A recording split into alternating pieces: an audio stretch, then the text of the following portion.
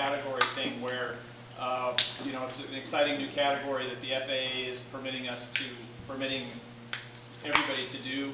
Hopefully it'll kind of build the bottom of the pyramid in the LSA category, bring in more new pilots and keep people flying longer. So Van shows up one day and says, okay, our next airplane is going to be a design to meet the requirements of the LSA category. Okay, that's pretty rigorous.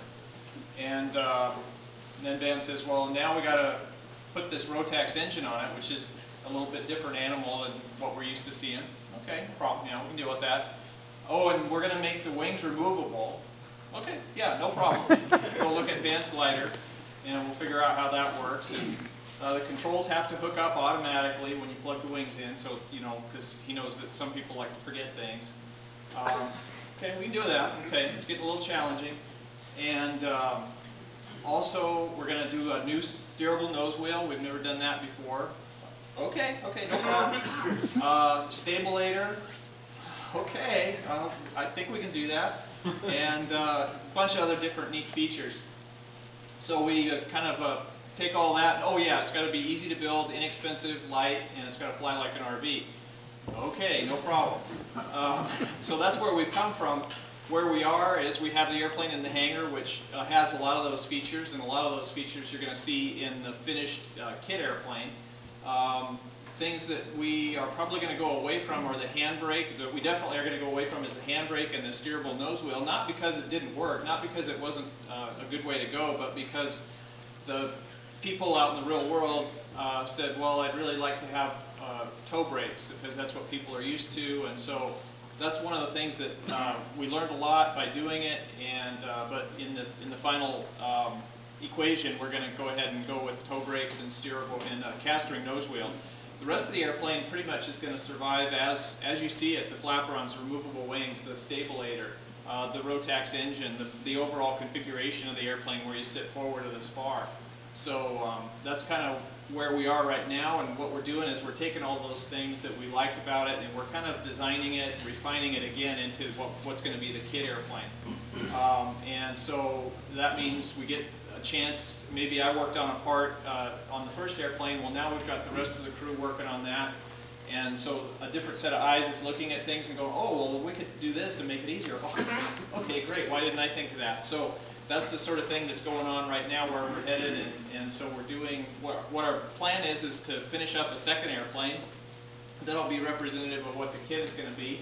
Fly it, test it, make sure that it meets all the requirements, and then once that's done, we'll offer it as kits for those who are interested in building and flying RV-12s.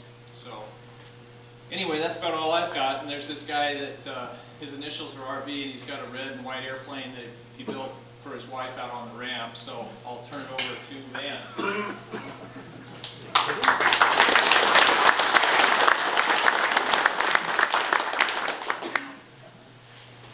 They didn't tell me.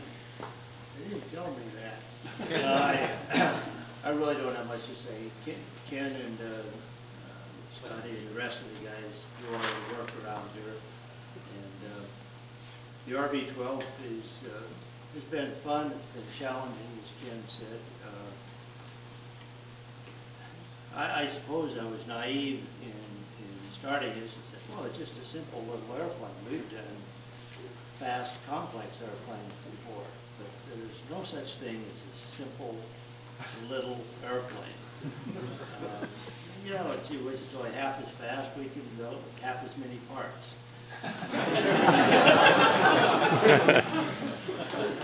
After all the years I've been doing this, I'm still deceiving myself, and I suppose that may be the same philosophy you guys use when you start your second airplane or your third airplane. You know, it's going to be quicker this time. We've learned a lot, but as Ken said, we've tried so many different things in this, and just most of our other airplanes have been kind of an evolution from one to the other.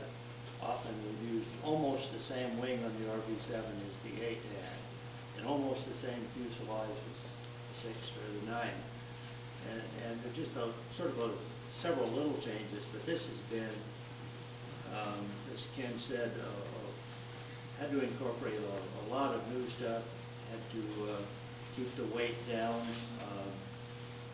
really more challenge than we probably knew going in. But it's been fun. We've got a good airplane. I think we're going to have a great airplane when we finish with it.